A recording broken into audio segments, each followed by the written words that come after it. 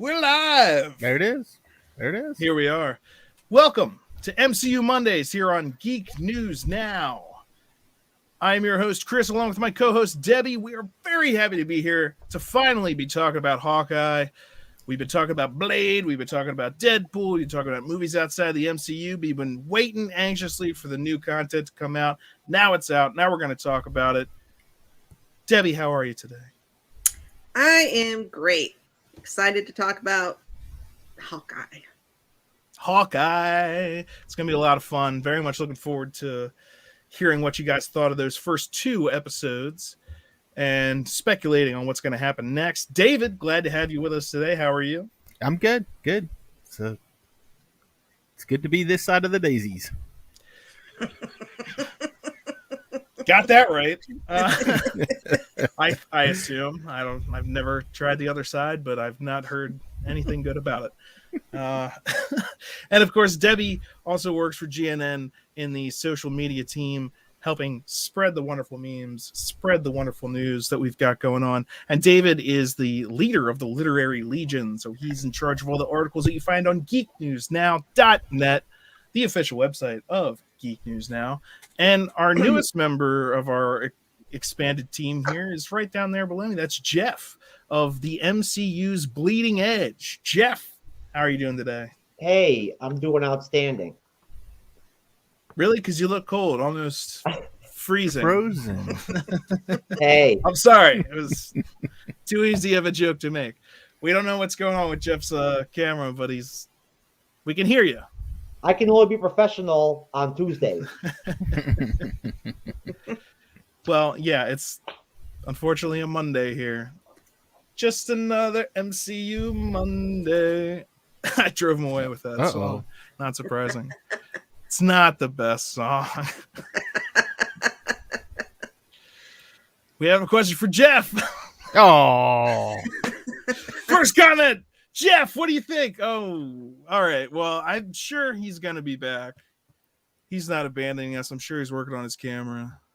He may have rebooted it. Oh, there it comes. Jeff, are you there? Yeah. Jeff, we have a comment for you. What's up? David, he said, Jeff, what's a bleeding edge tidbit we don't know? What is What's your latest MCU knowledge? It's the newest, latest thing. Give us a quick one. Same thing as what we're getting into tonight. It's everything is pretty much Hawkeye right now. That's going to be the focus. We did a show last night that I need to finish up so I can actually release with Dave on and Janae, that's with Geek Gauntlet now, and William from Geek Gauntlet from GNN. And we did like an MCU news roundup special. We did a watch and react to Spider-Man 3 trailer, the newer one that came out. It was fun. We had a good time. There's a lot of awesome. There's Daredevil news that came out that Daredevil's going to be in like four different. Jeff, that's not a tidbit. Oh, my bad. All right. So I'm going to play the intro song now because we are going to be talking about a lot of that stuff. That's a tangent. A tidbit is one small thing. You say it and then it's over. Gotcha. Theme song guy. Oh, yeah!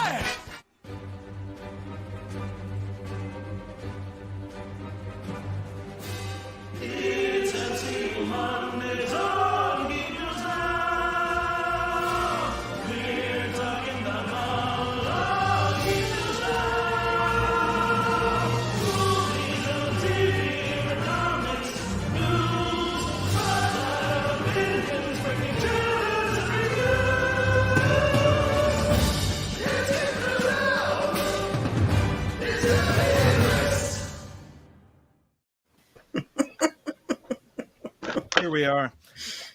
And before we get started about talking about Hawkeye, today is the first day to get your Spider-Man tickets. Have you people gotten your Spider-Man tickets? Because when they went on sale, they shut down the internet. Well, not the internet, but some I think Cinemark and AMC crashed. Several different movie theater sites crashed, and I bought mine this afternoon. And let me tell you, I bought mine for the opening day. There are still tickets available, but the best seats are sold out in my area for the most part. Uh-oh, here we go. There's the meme.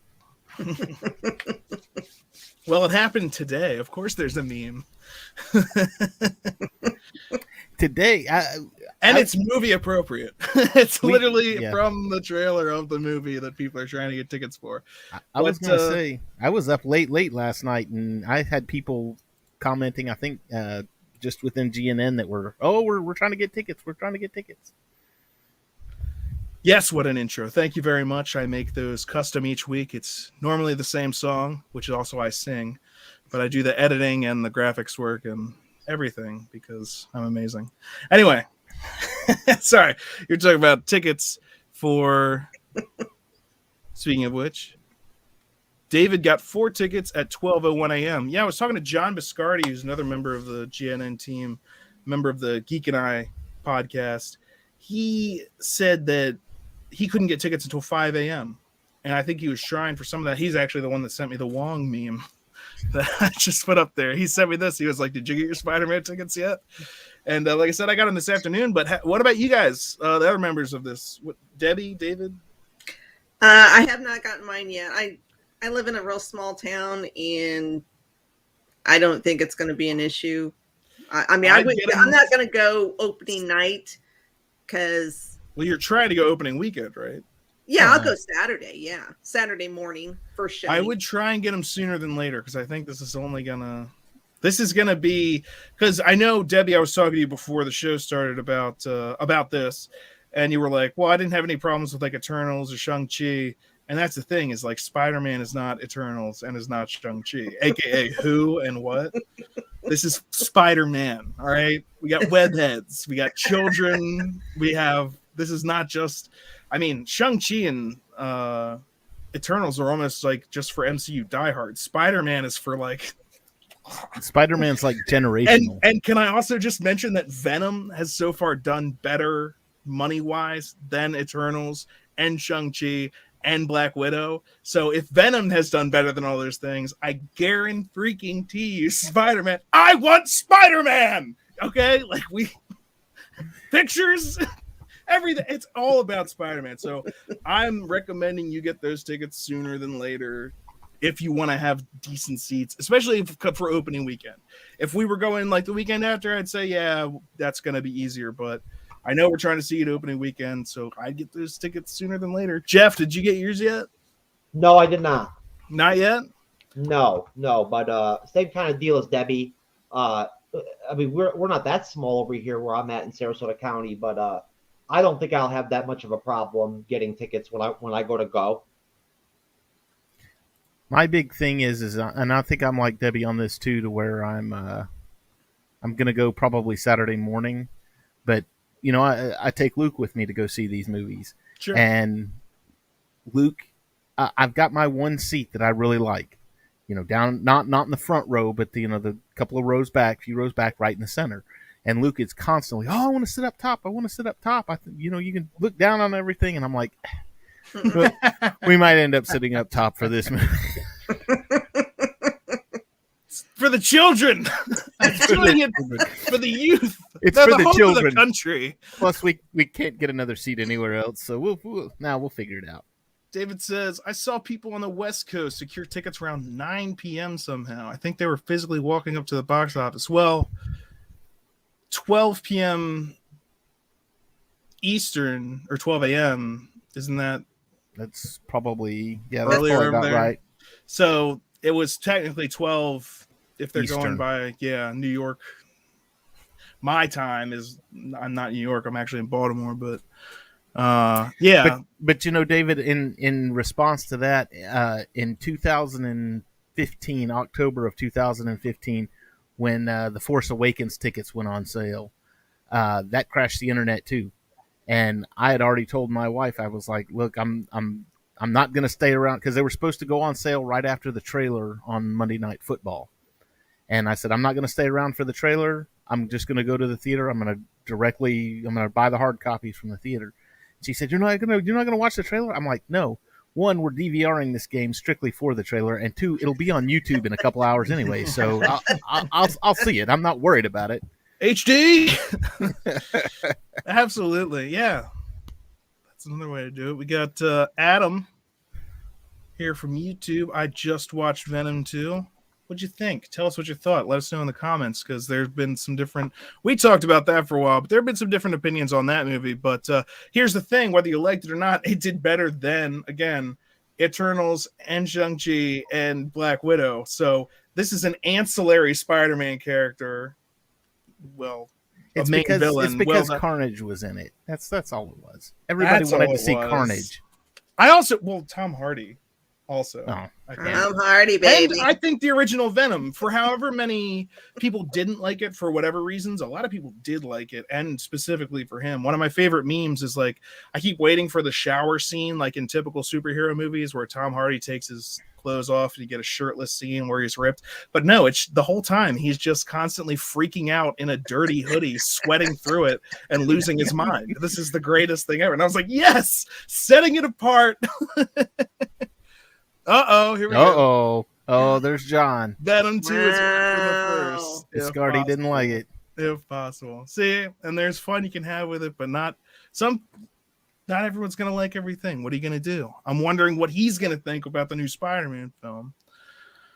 Showtime started 3:30 for No Way Home. Yeah.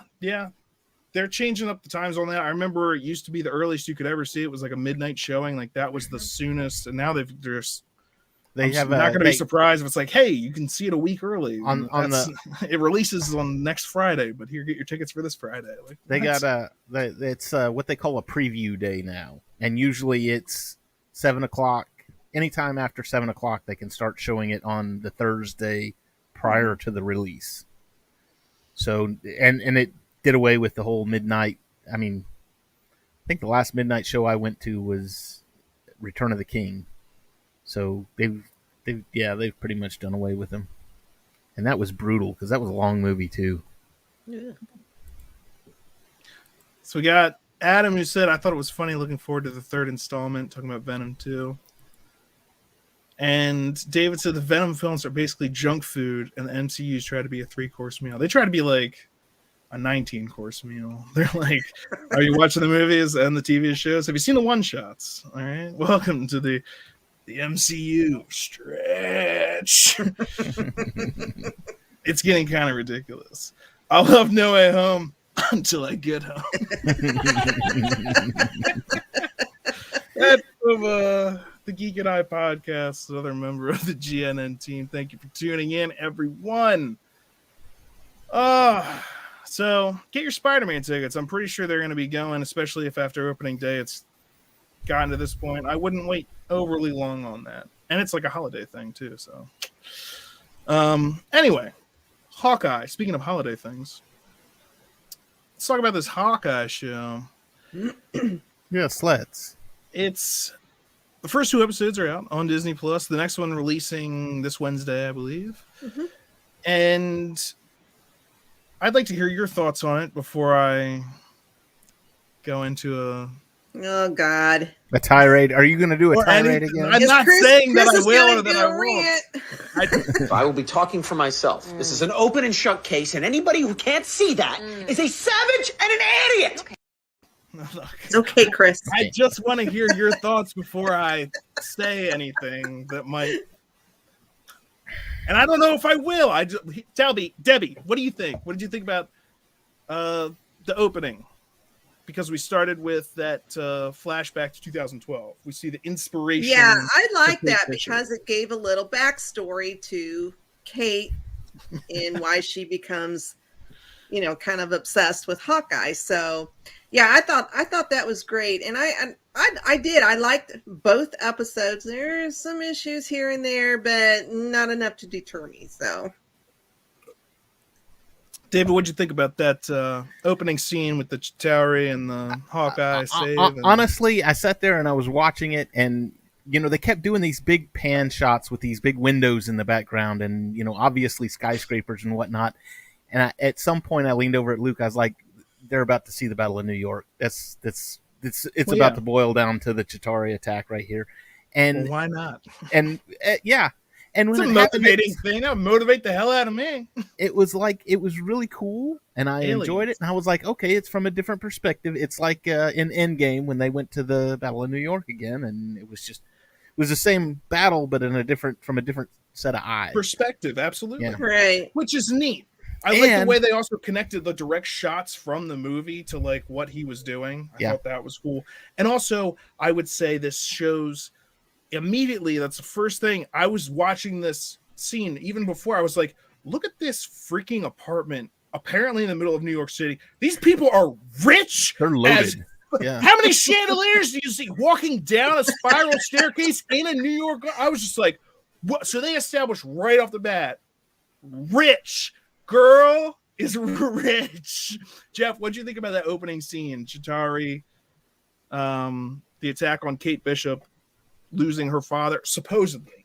Well, first I think that Kate should give me some money, like give me a loan or something. You know what I mean? Bishop, please. You know. I got you. I mean, I need to have funds, so I can get my alcoholic beverages and everything during my recording sessions. But no, it was great. I mean, if both the episodes was just that scene, that opening scene from episode 1, they would be like a 10 and a 10, like rating wise for both episode. Of course, but that's not what really happened. But yeah, it was great. Great fan service. I don't care. Like, I'll watch the Battle of New York from whatever angle or view or whatever you want to give me. I'll still enjoy it.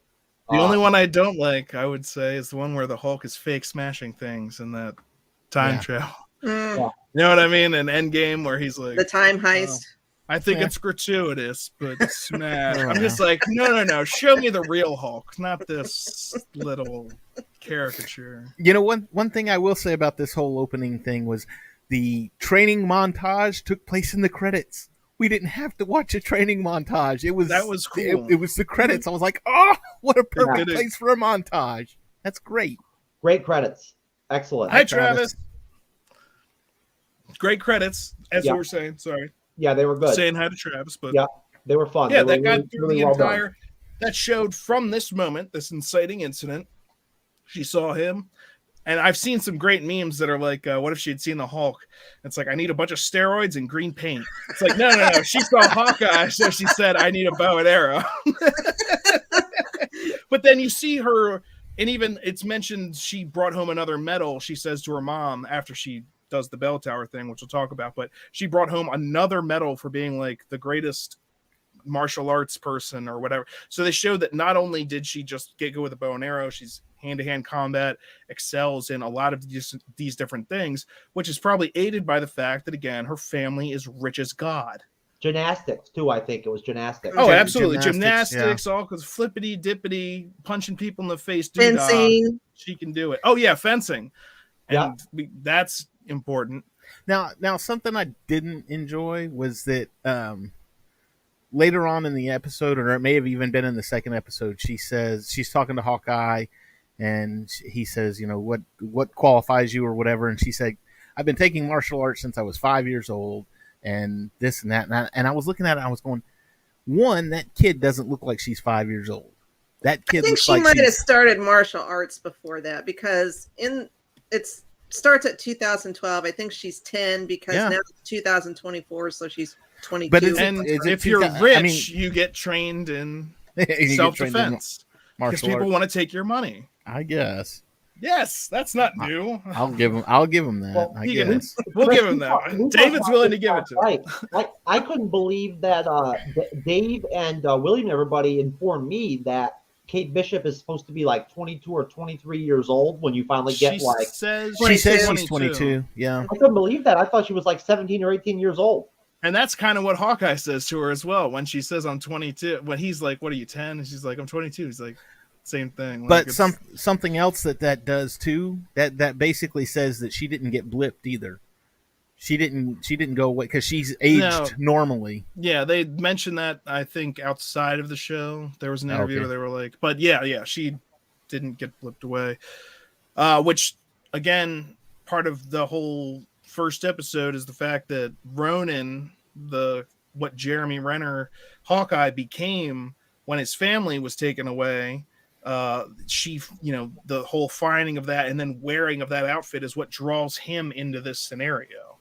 which I thought was interesting because I figured it was like Archer. Oh, you arch, I arch too, and I thought it was gonna be something like that. I was like, this is a little bit better than that. There's a little bit more going on.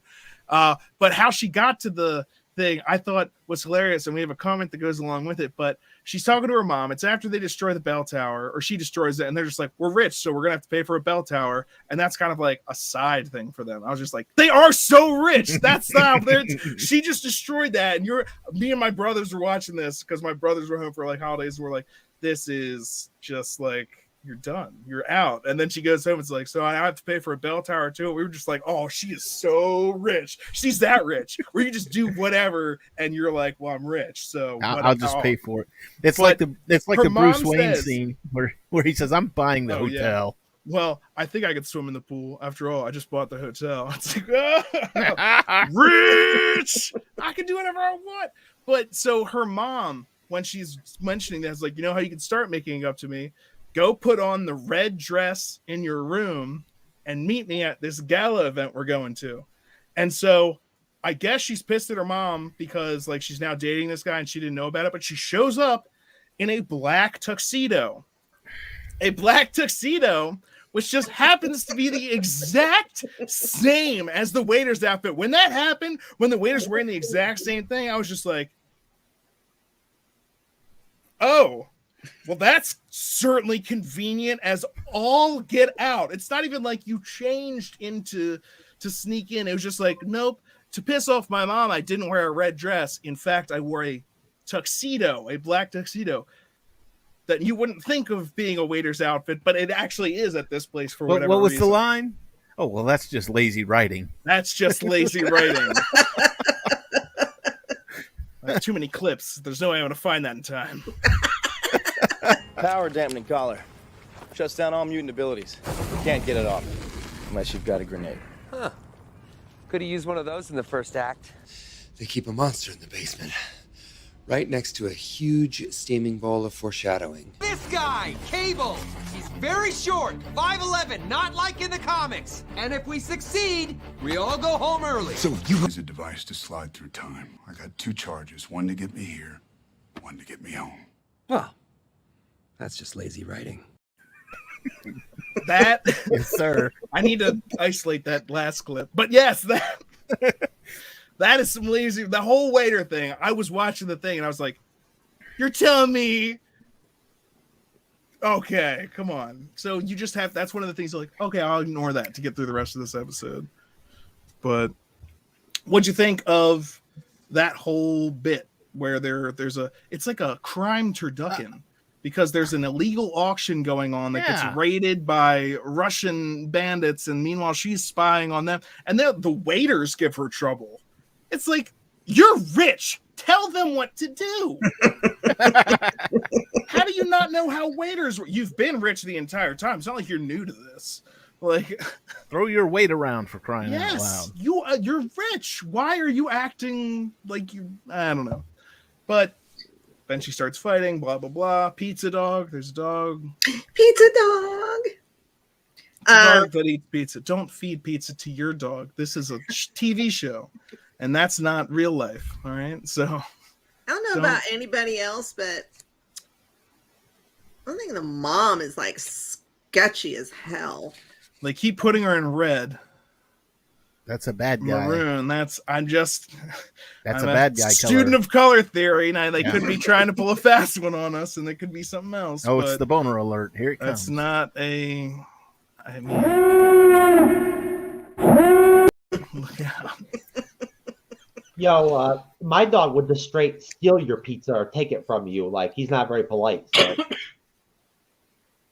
And also, speaking of the pizza, her holding the pizza to her head, she was like, I'm warming this up for Pizza Dog, as well as reducing the swelling. That's literally a shot.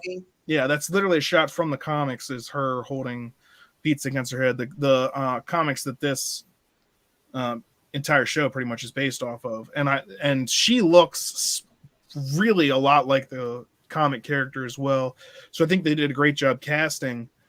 And let's talk about Captain America Rogers. Lordy. Rogers the Musical. What did you think of Rogers the Musical? We got Well, teases of it in the trailers, but now you got to see it. What did you think? Chris, I felt so bad for. I'm sorry. Go ahead, Debbie. I felt so bad for Clint because you could tell He's having some PTSD amongst. Yes. Yeah. At one point, he's like, I mean, the look on his face when. But he saw Nat. Yeah. Yeah. I mean, and then he's like, I'll tell you what's messed up. That guy, he wasn't even there. Ant-Man. Ant-Man. I was trying to figure out who he was. Like, that guy wasn't even there. I was like, who is that? Yeah, that was. I mean, it was a funny scene because the musical was just out there, but then it was just heartbreaking because you could just see the pain on his face. He basically had to I mean, even though it was a stretch telling the story, he had to relive it. So. And his daughter says essentially that to him when they go outside, and she's like, "Look, everybody knows what happened, but she was your best friend," and so it's literally on another level for him. Not only everyone knows the story, but now they get, but he lived it. And so there's that difference, the difference between hearing it secondhand and going through it yourself, which he, did to get his family back. And he has all that because of her sacrifice. Remember, because that came down, they were each trying to take that bullet hit for the team. I think, and so that's pretty real. That's more for anyone on the team, even Hulk. That was his best friend, and literally it came down to one of them to die. And I was disappointed too that there weren't any big name actors playing in Rogers the Musical, like we had with Loki and Ragnarok. Yeah, I mean, where was Matt Damon or something? Yeah, exactly. I needed Matt Damon in there as Sam O'Neill, or some of those people. Geek and I podcast, the cosplayers outside had better costumes. It's because they're about the singing. Well, and you can't have all that bulkiness when you're being raised on wires. I have anything to say about the whole Rogers play thing or whatever. But as far as like what you were talking about before, Chris, with Kate Bishop and the waiter deal and her fighting and everything and whatnot, I thought she was great in the whole episode. I did. I thought she was great. I think that the actress, Haley Steinfeld, plays Kate Bishop pretty well. But I mean, the action scene with her, I kind of felt like was a little spotty, just because I mean, like I got a vibe from her, like where, like if I was a villain and I took her on, like I would just one punch her, and that would be it. Yeah, there were a couple of times when in her fight sequences, especially in the basement, not so much on the outside, but in the basement, where it seemed like, why don't you shoot her now or now? And then like it kept being convenient, and I was like, all right, try and take some of this out. Remember, you're watching like a Marvel thing, but still, I don't know. I felt like when they were outside, when she got caught at the car, or before she got into the car, I felt like that was more like that made a little bit more sense. But also, it might have been because people were like seeing her wearing the Ronin outfit and they're expecting one thing. But again, if you saw someone wearing that, wouldn't you like shoot first and question it later? Like, running, oh God! Holy, what's that dude that kills everyone? Chris, this is a Disney-fied version or whatever of like Kate Bishop from the Matt Fraction comic book run of Hawkeye.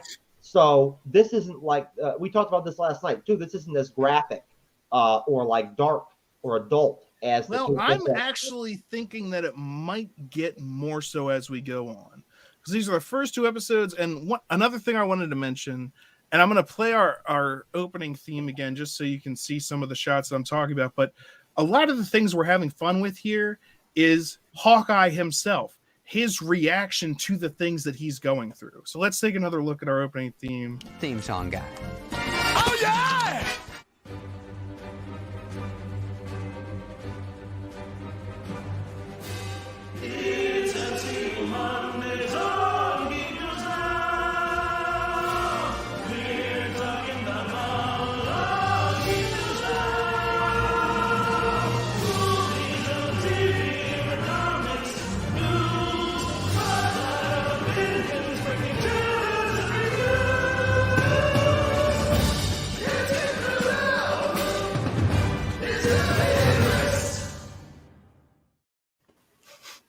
So his reaction to a lot of this stuff is just like a lot of dry, like I already have been through 10 times this. Like pretty much everything from the girl doing stuff that just exasperates him to the enemies that they're fighting, which is this tracksuit mafia at this point, which he's like, really?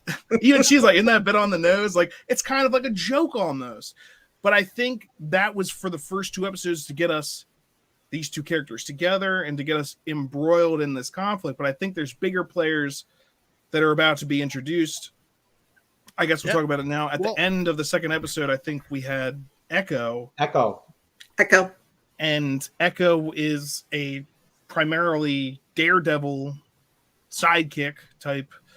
Also involved because she was the adopted daughter of Kingpin. And so people were like, is Kingpin going to be in this? Are they going to be doing stuff like that? Is that going to be involved?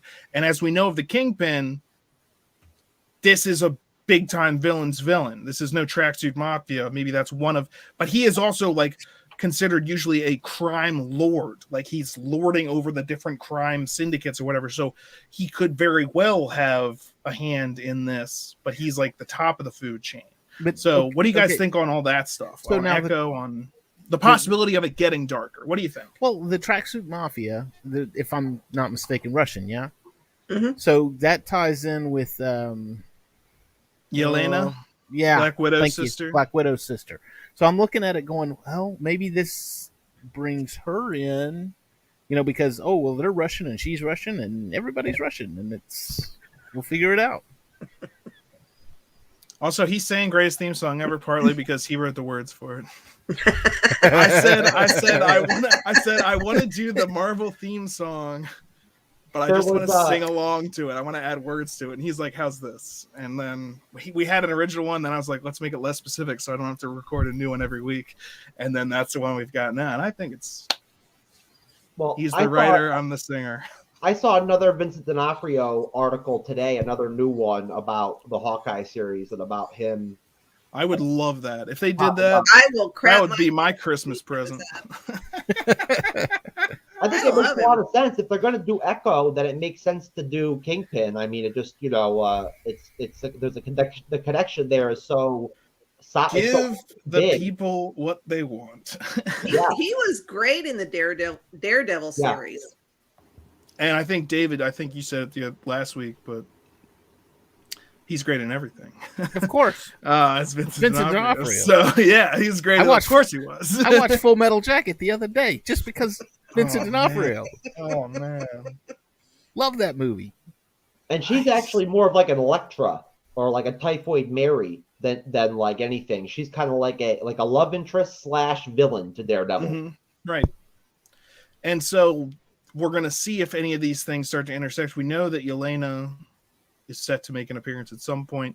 I think as of now, all the Kingpin stuff is just rumor. Maybe they just touch on it. Maybe they just like mention it in passing. Oh, my dad is blah blah blah. End credit scene. And I mean, I guess I'll have to do this myself. Yeah. I mean, you may not even get a cameo. It may just be. I've got a scientist friend who can work on my moonlander. Or like at the end of the Eternals, where you just hear Blade's voice. If you don't know who that is, then it's like Kate Bishop. I think better watch her back with Echo, because Echo has the same ability or power or whatever that Taskmaster does in terms of being able to copy people's fighting styles and like their movements and stuff like that.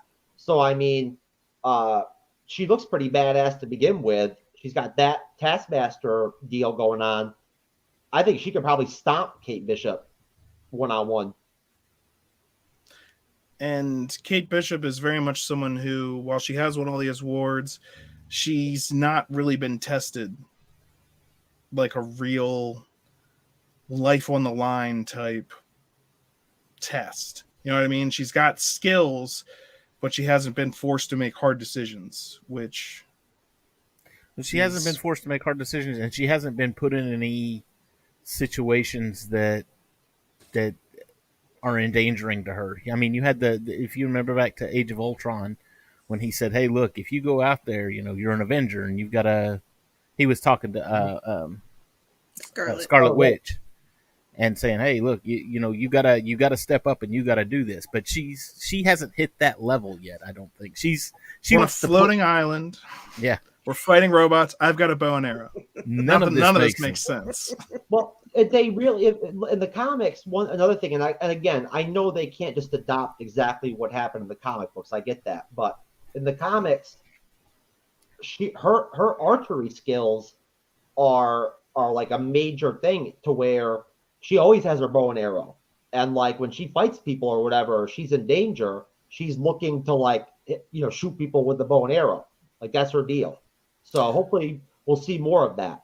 And more trick arrows. She even asked about that, but he's like, it's not about trick arrow. It's not about the suit. So but we know from the trailers there's going to be some trickery arrow involved. But we got a couple more comments over here. Matt was asking, does Marvel have Daredevil rights back? That Marvel actually they actually had those rights back when the Netflix shows were being made.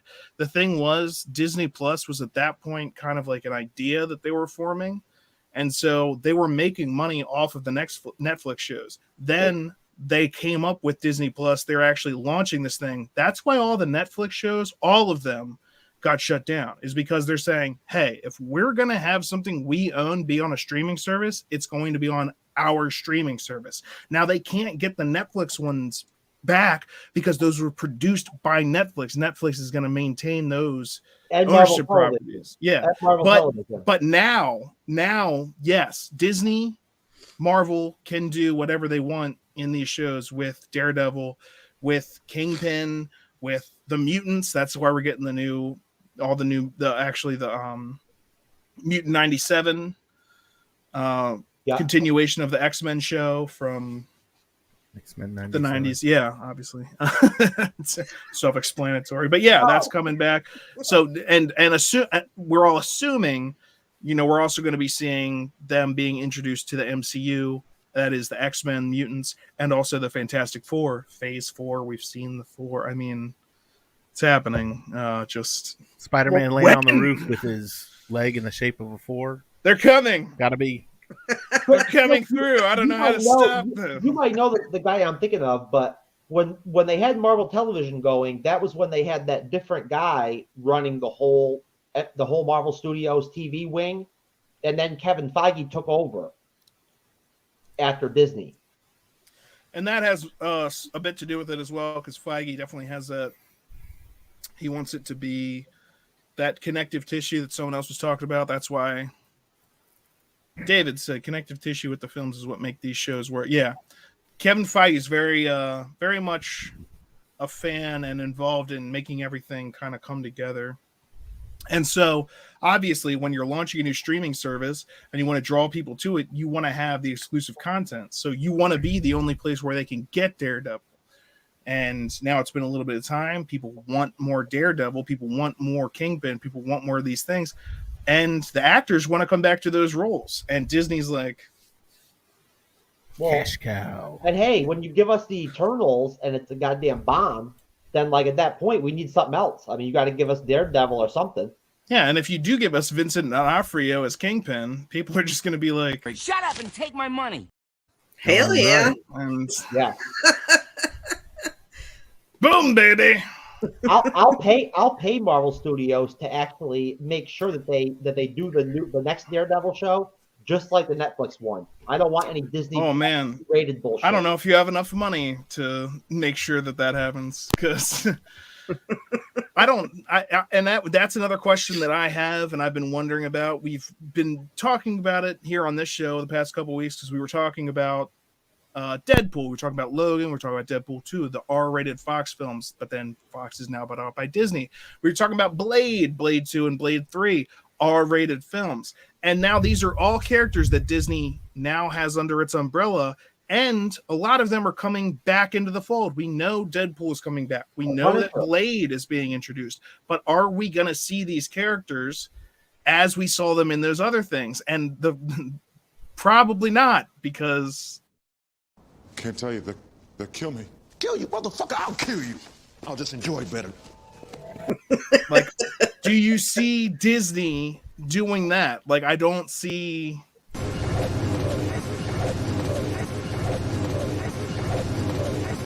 I can see them doing more of that.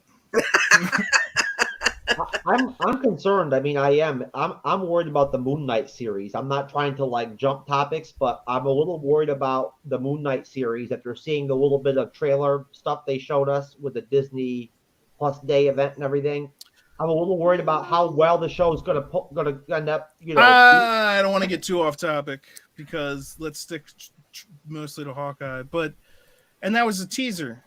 What do you think they're not going with? All right, I'll hear you out. What did you not like about that trailer? No, I liked it. I'm worried about the series in terms of because it's going to be on Disney Plus. Are they going to be able to give us an authentic Moon Knight? Well, the thing also is now that they have their streaming service, they can't. And if they're trying to appeal to the broadest range of people, they're going to have to diversify. They can't just be Bambi and Lion King and blah, blah, blah. You have to be able to branch off. That's why Amazon's doing so well with some of its shows like The Boys and Invincible, you know?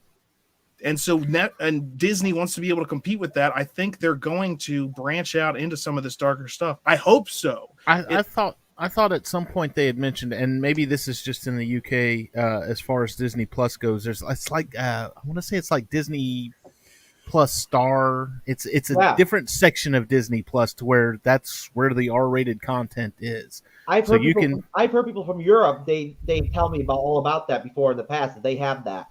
That you can go in and that's where you watch all the R-rated and that makes content. sense. And then you should have like parental controls where if like, hey, your kids can sign in and they can watch anything, and then the adult version is here's the other stuff that we own and that we have. Because if you think about everything that Disney currently owns, and if you look at what's on Disney Plus, it's not even close to everything that they technically own. You got all the Touchstone stuff. You've got and there are some things that are still under contract with other streaming services and stuff like that, because deals made back in the day, you could stream this for however long, still come into effect. But most of those are either gone or getting out of the way. They have access to these things. I remember when I was in, and this is like maybe a year and a half, probably 2 years ago, I was in one of my film history classes, and my professor was just like, get anything you can on a hard copy or like that you own, because streaming services can put up or take down things on a whim, and then all of a sudden that thing that you thought that you had, you don't actually have. It's like, don't necessarily just trust it to be on the streamings, and that's very true. It's very true. I think that there's the small point I want to make about this whole dynamic, this whole topic with what do they do with Daredevil and all that and everything, and Disney Plus and the Disney Plus Star and all that. I'm just saying there is a demand out there. There's a market out there. There's a lot of fans out there. There's an audience for shows and characters like The Punisher that are rated R, like Ghost Rider, like of Daredevil, like, the Netflix, graphic version of Daredevil. There is a demand for that, and Daredevil would be Disney would be stupid to not, do whatever they have to do to restructure things to make it to where they can meet that demand. Yeah, they want to be able to appeal to the widest variety of people. That's not just kids. And who pays for stuff? Not kids.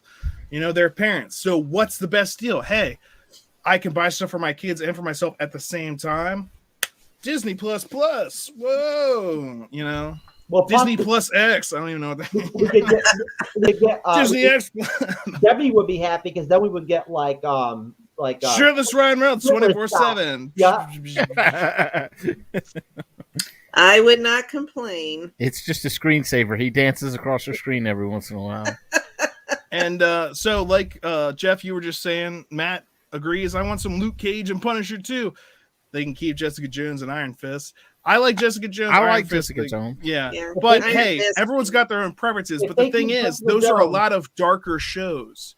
Punisher, Luke Cage, and so there is, like Jeff, you were saying, a market for that type of thing. I will trade for Kristen Ritter if they keep her. I'll trade her. I'd like her. I'd like to keep her privately as a. Oh, sure. Good luck with that. That's how that works. I'd like to kick it with her.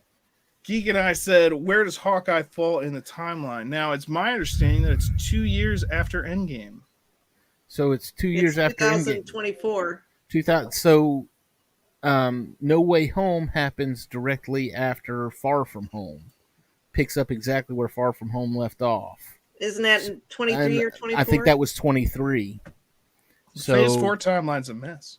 2 years after Yeah, it Endgame. is. That's what it is. It's exactly 2 years after Endgame, the director says. So it would have to be then 2025. for. So it would probably be after. In answer to your question, there, John, it's probably after No Way Home. Wait, is that you?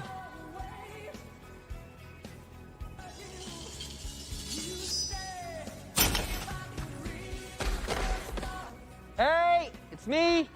Don't scratch. Just cleaning up the timelines. Look, one day your old pal Wade's gonna ask you to get back in the saddle again. And when he does, say yes. Just cleaning up the timelines. Classic. We have fun. With this collar on, my superpower is just unbridled cancer. Give me a bow and arrow, I'm basically Hawkeye. What did you think we were going to go through an episode about the first Hawkeye and not Without that have line? That if I use it for every other episode about anything else other than Hawkeye, you can be darn sure I'm going to be playing it here. Back to Hawkeye. I thought that the episodes themselves maybe dragged a little bit. I'm hoping that the ones we're going to see going forward, because like these ones were a lot of fun. I'm hoping that it gets a little bit darker. I'm hoping that we get a little bit more of a pace pickup as far as like the stakes and everything that's happening. And I think that we will, because we've got some villains been introduced, aka Echo, and actually Jack, the guy that she's dating, her mother's dating, is the swordsman. So, and you saw that when she went at his eye. So we have things now set in place for things to get taken to the next level, and that's what I'm expecting to happen. Like, because I can't review the entire series without having seen it, so I would say so far, like I'll have to see the entire thing before I can give it a whole judgment. I did like these first episodes; they're fun. They're a lot of fun. But I want to get more into. I think the purpose of and why they probably released these two shows at the same time was because they're trying to get, the building of the characters. Well, I mean, we already know about Hawkeye, but as far as Kate, her family dynamic, and then you got, Well, it really delves into Hawkeye's family dynamic after the bring back snap. He's been 5 years without his family, and I think that was even mentioned with the when he called, because I was so glad him and his wife are still together. I was concerned about that because she wasn't there with him in New York. It's like our first family Christmas together without your mother. It's like, what happened?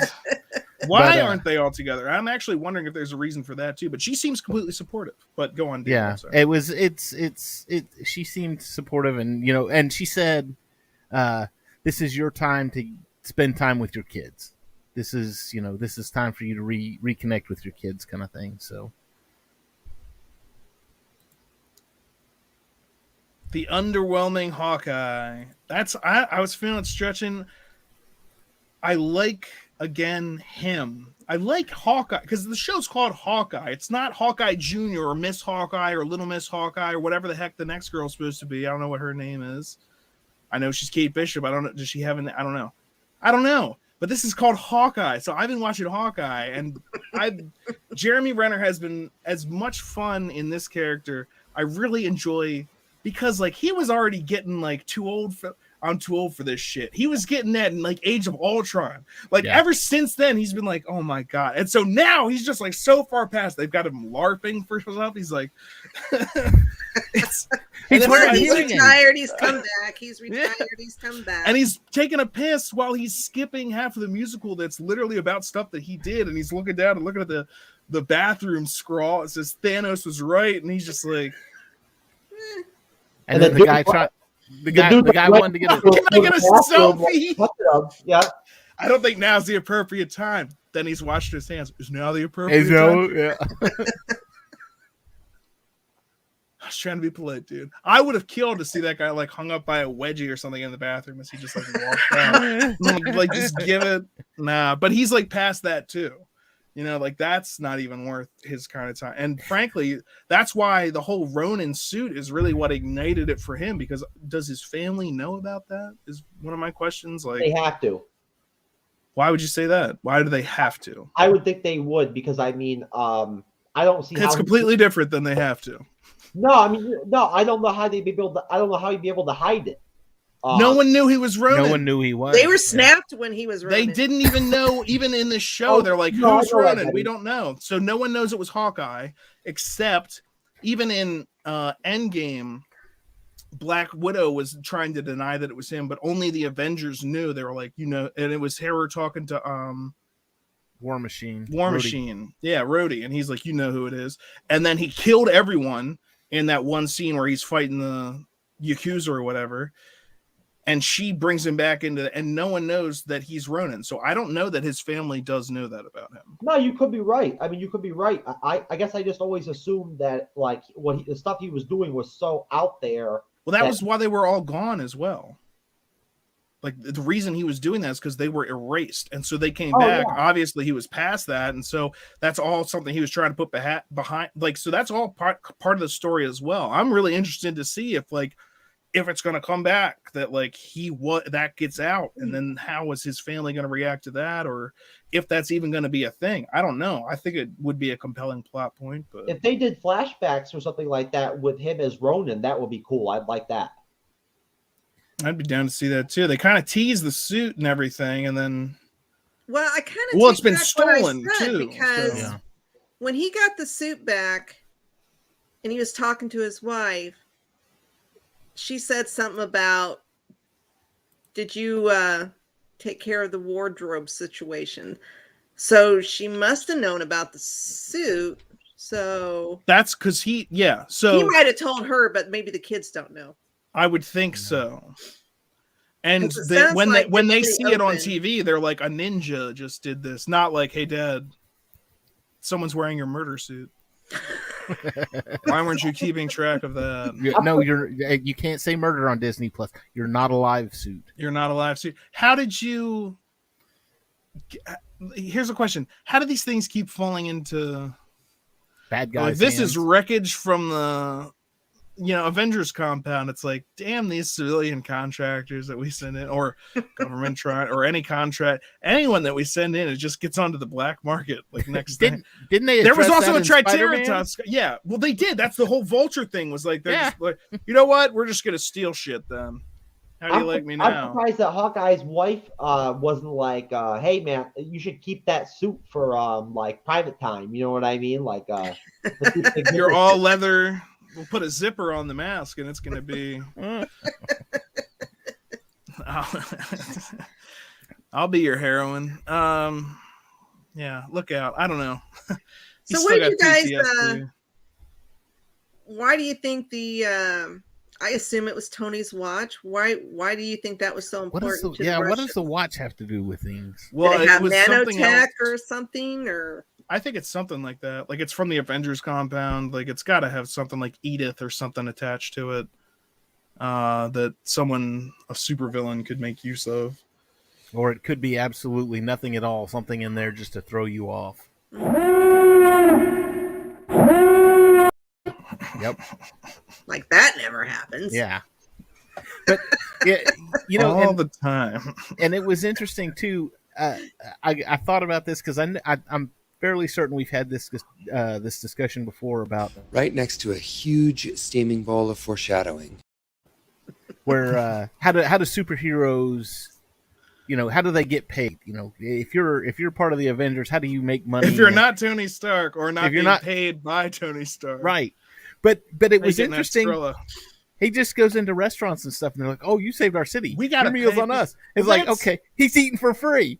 He and Falcon, I was watching this with my brothers, okay, and I turned to my older brother, and I was like, "Falcon can't get a loan, and Hawkeye can't turn down enough free stuff." It's like, yeah, but a loan in a what's the dynamic? Totally different. Racism. You're mad a black man can fly, aren't you? God damn you. Could you imagine if Hawkeye was selling crack, like on the side or something like that, to like earn an income? He clearly doesn't need to. He never needed to. That's the thing is that he already had like a ranch house given to him by the government. And that's part of the whole, I guess, dynamic is that Tony was paying for everything Avengers Day. He's gone. And that, even while I was watching Falcon and Winter Soldier, I'm sitting there going, how is there not something laid out for the rest of the Avengers team? Like, how is there not like you were an Avenger? And people know who he is the other thing. I was watching that. I'm like, there's no deal you could make. You couldn't, like, we are the bank that gave a loan to the Falcon. But you know how much free, boom, just for giving him your standard loan but they're like, no, we can't do that, even though you saved everyone. That's like, whoosh. But here's the thing. Can I get a selfie with you, by the way? That's what they needed to tell that story.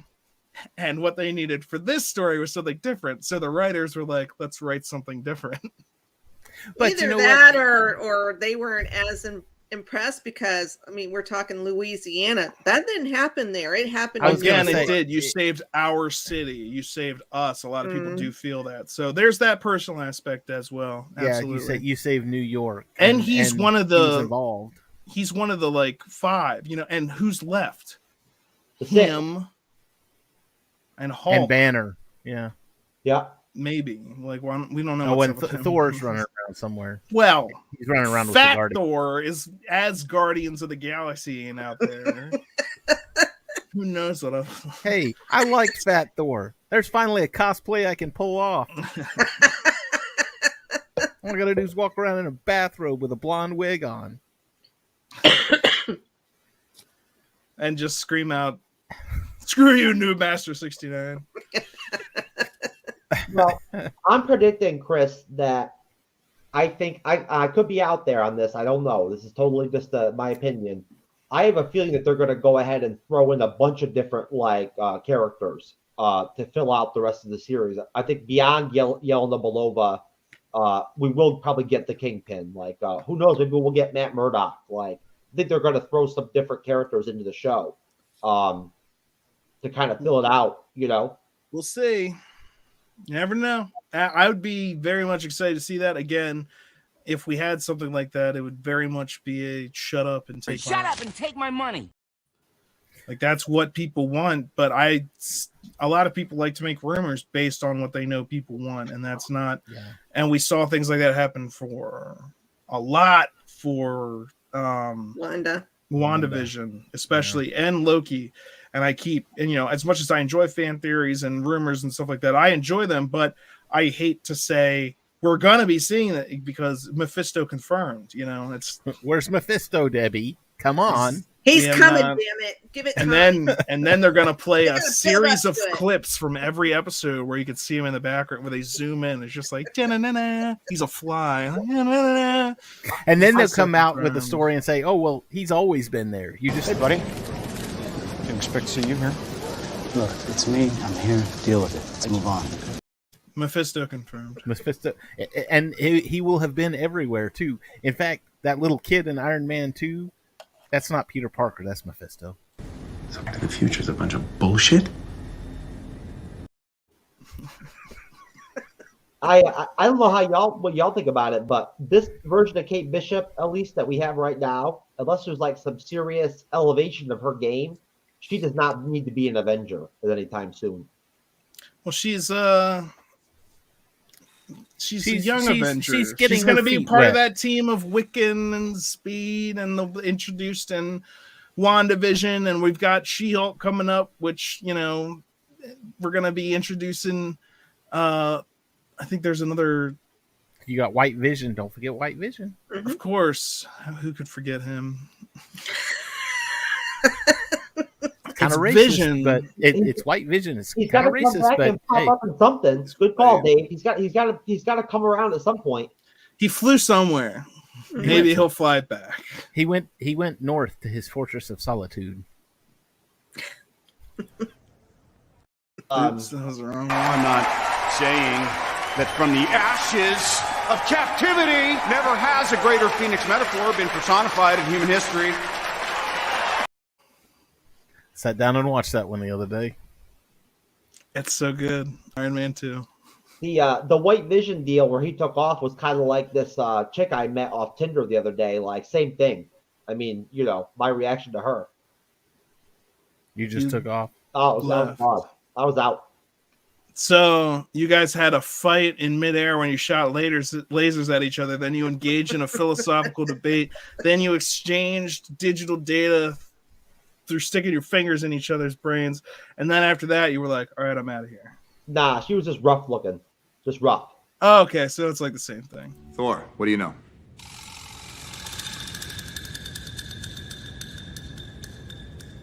Is he asleep? No. I'm pretty sure he's dead. See, I think I could pull off that cosplay. I got the body.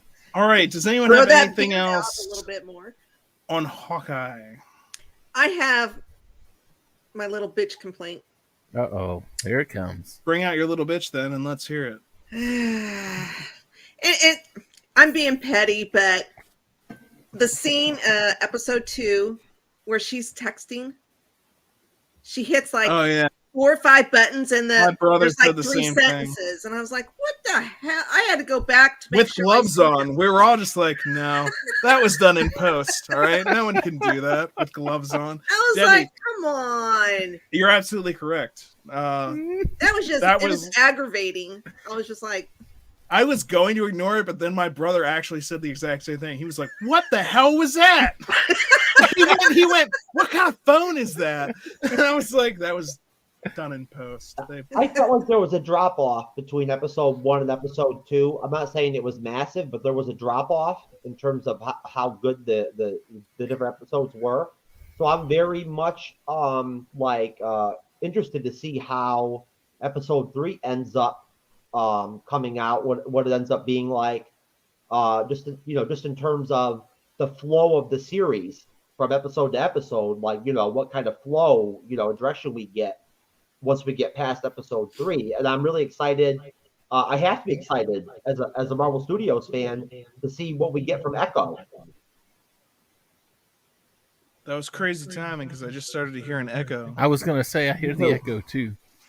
Debbie, where's Chewie?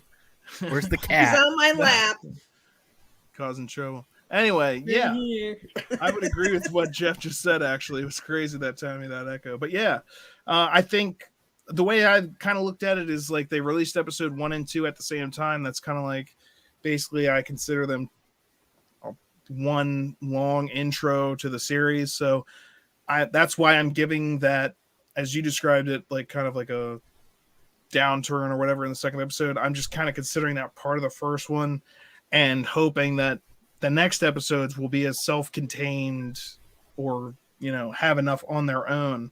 But there's only 6 episodes, and that should be enough time, especially if there's all these different things that are going to be coming into play. Like if there's going to be if there's going to be this, that, and the other thing, like there's only 4 episodes left to do it in. So we're already a third of the way through this thing.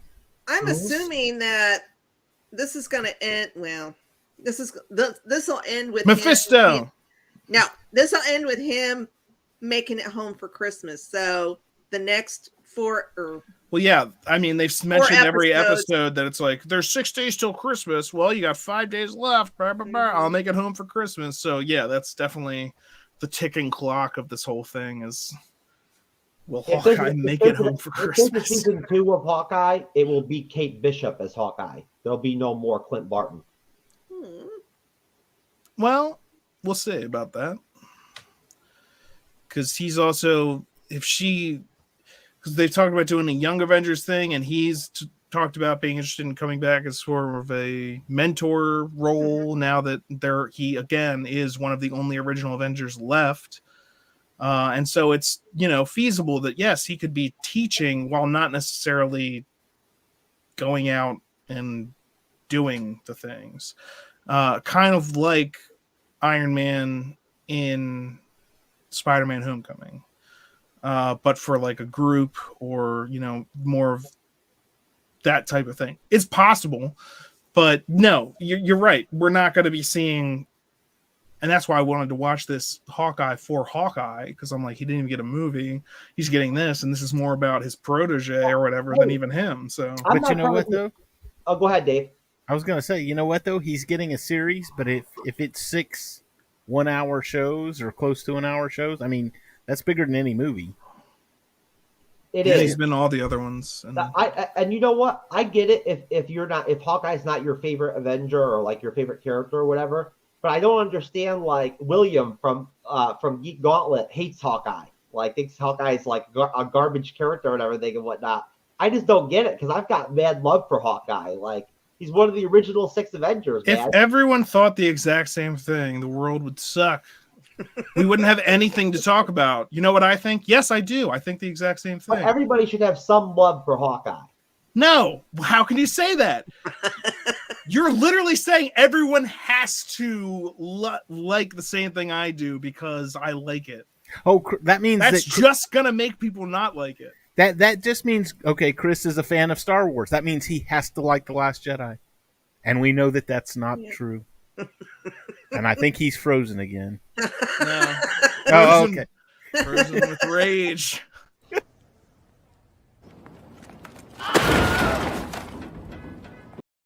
Just see the steam coming out of his ears. Telling people that I like, what?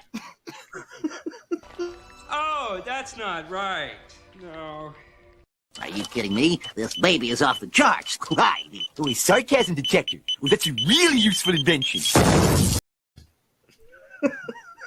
You think you're hot in a champagne glass, but you're really cold diarrhea in a Dixie cup.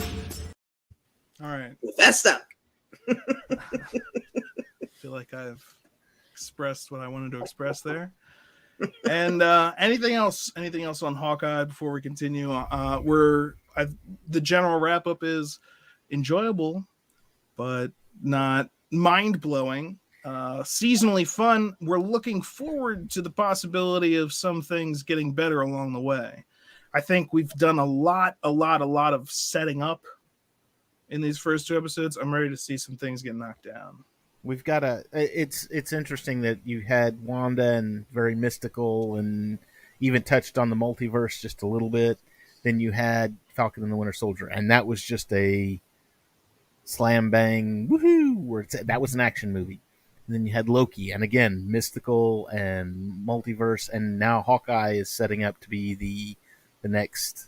It's an action movie. That seems much more grounded than than something like than Loki and it's like street based, earth based. So I don't think it's going to be. I don't think we'll see much of multiverse. I mean, maybe they'll mention it or touch on it, but I doubt it. Not in this series. Yeah, the show is like Clint. He's down to earth, and I think that's what this show is going to be with action. With action. All right. That's good. I mean, I'm definitely looking forward to seeing how the rest of this shakes out. Again, my favorite part of it has been Clint himself, just his reactions to everything that's happening. Even when they're in danger, like he's very much just like so tired of this stuff. Like she falls through the roof, he's just like, so like I want to see some more of like exactly how this is going to evolve. Their relationship has been fun. I want to see more of that. So, we'll be here every Monday talking about it. Every Monday starting at 9:30 Eastern here on MCU Mondays. And until next time, we'll see you later. I want to thank Jeff from The Bleeding Edge for being here tonight, our special guest. I want to thank my co-hosts, David and Debbie, as usual. It's been a great time. Thank you for everyone that commented and liked, and we'll see you next Monday. Peace. Shit! Language. Wait a second. No one else is going to deal with the fact that Cap just said language? Just slipped out. Find the scepter. And for gosh sake, watch your language. That's not going away anytime soon. You bet your ass. Steve, you said a bad language word. Did you tell everyone about that? The Hedo's imprint. Out with the platinum bastard. Steve doesn't like that kind of talk. You know what, Romanoff?